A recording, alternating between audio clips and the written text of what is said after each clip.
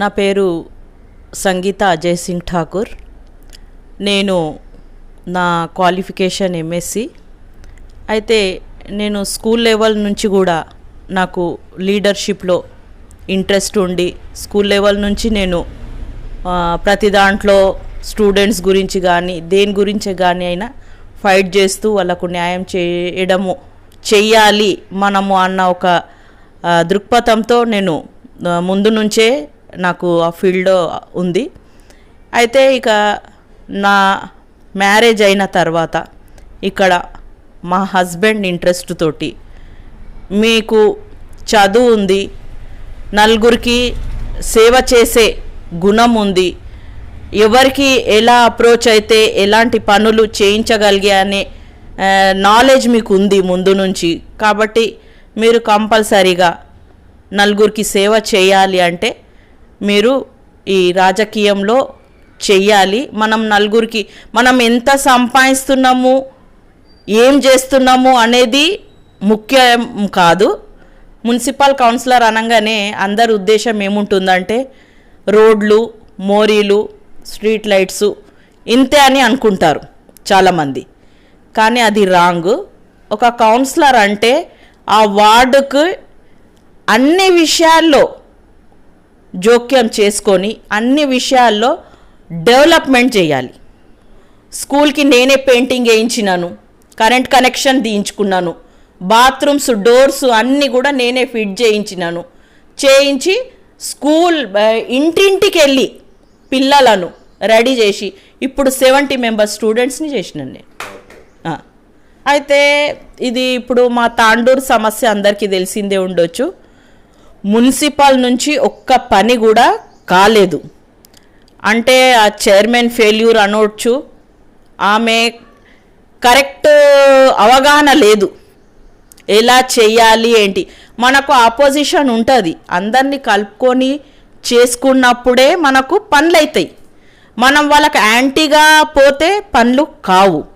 అయితే ఆమెకు ఒకటి అవగాహన కూడా లేదు. అలాంటివి క్లాషెస్ వచ్చి మున్సిపల్ నుంచి ఒక్క పని కూడా ఆల్మోస్ట్ ఏ వార్డులలో కూడా కాలేదు.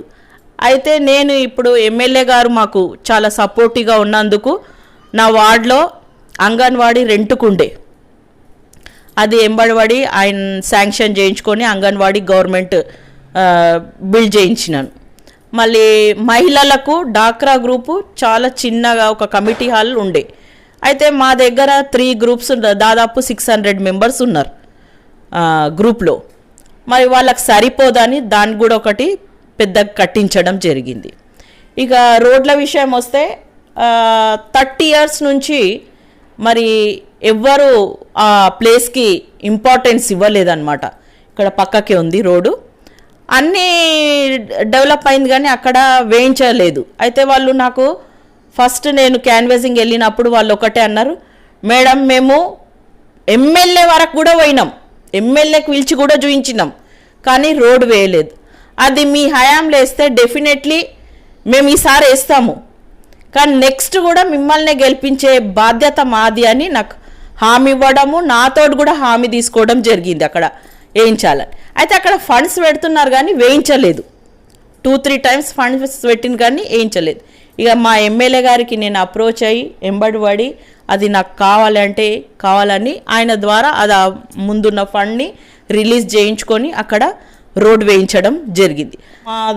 2 ప్లేసెస్లో బోర్వెల్స్ లేకుండే, అయితే బోర్వెల్స్ ఫెయిల్యూర్ అయిన ఉండే.